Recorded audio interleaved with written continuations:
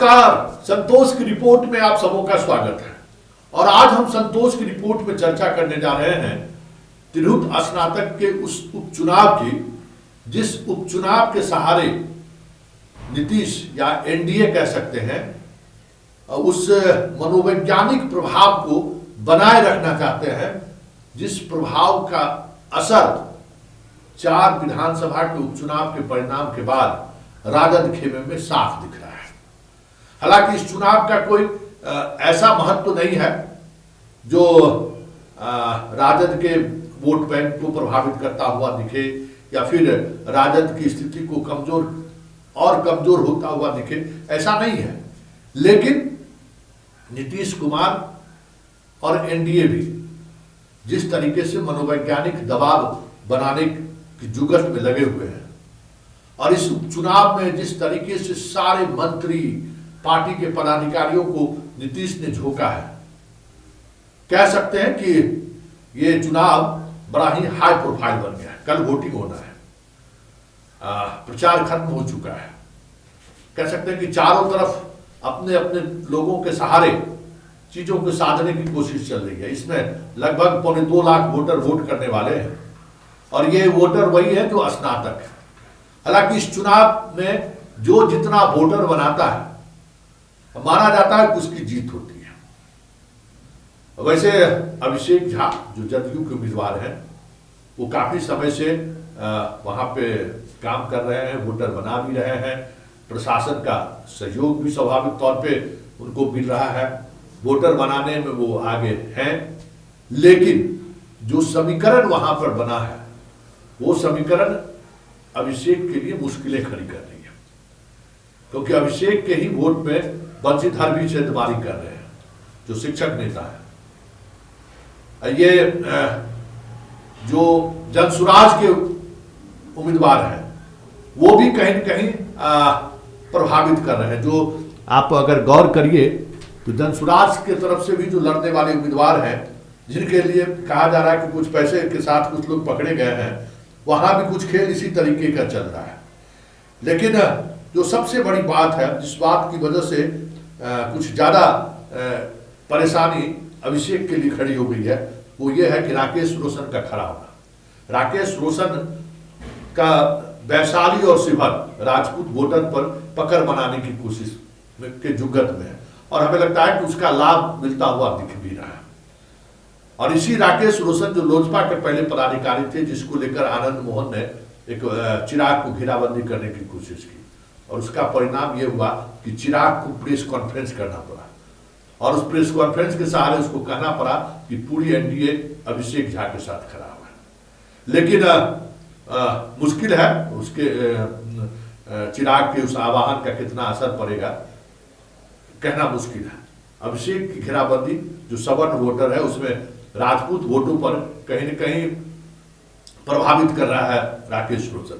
इसी तरीके से अगर हम बात करें, अगर आप देखिए जिन बातों को हम कह रहे हैं कि जो लोजपा की तरफ से तो समर्थन की बात कही गई है, लेकिन विनायक गौतम जो वहाँ किसी जमाने में मुजफ्फरपुर के पॉलिटिक्स को कहीं न कहीं सबसे ज़्यादा प्रभावित करने वाले शख्स के रूप में याद किया जाता है, रघुनाथ पांडे उनका नाती है और इनके पिता कई टर्म तक इसी विधान परिषद से, जिसका आज चुनाव हो रहा है, वहाँ से वो प्रतिनिधित्व कर चुके हैं। राम कुमार सिंह का ये बेटा है।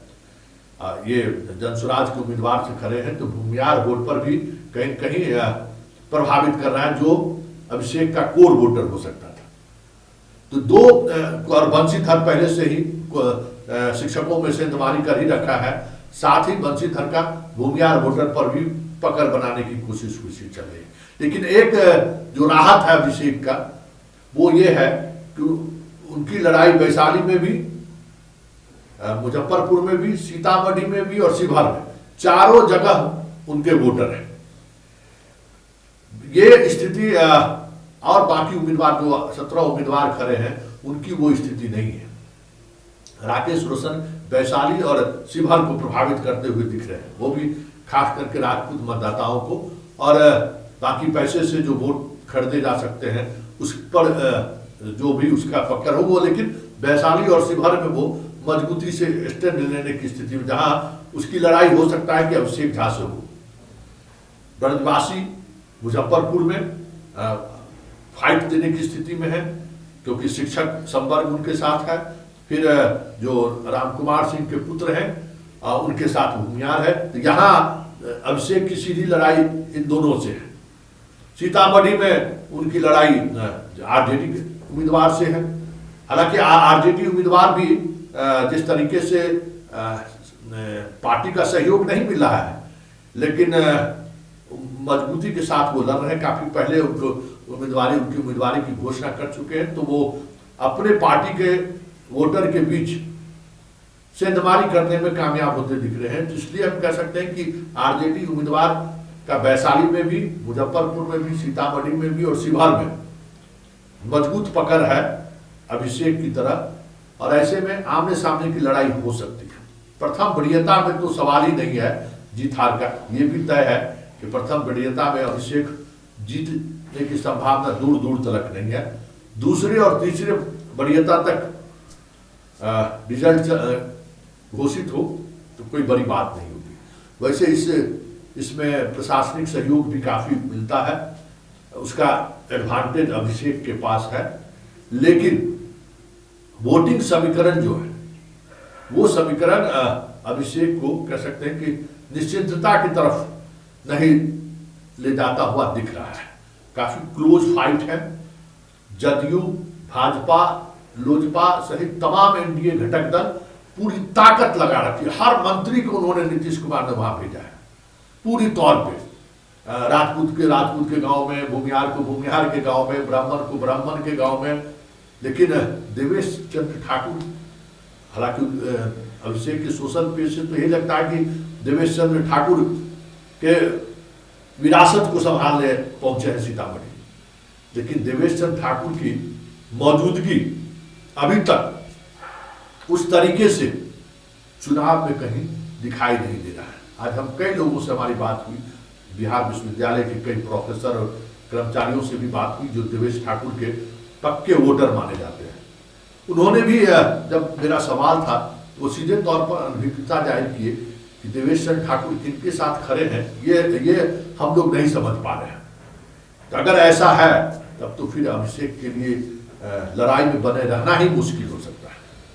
वैसे हमें लगता है कि 24 घंटे का वक्त है, दबाव बढ़ेगा, चीजें बदलेंगी और अभिषेक कंफर्ट स्थिति में हो, ये कोशिश नीतीश के अंतिम क्षण तक रहेगा। अब देखना दिलचस्प होगा चुनाव का परिणाम किस करवट लेता है। लेकिन इतना तय है कि अभिषेक चक्रव्यूह में, अभिमन्यु की तरह चक्रव्यूह में फंसता हुआ जरूर दिख रहा है।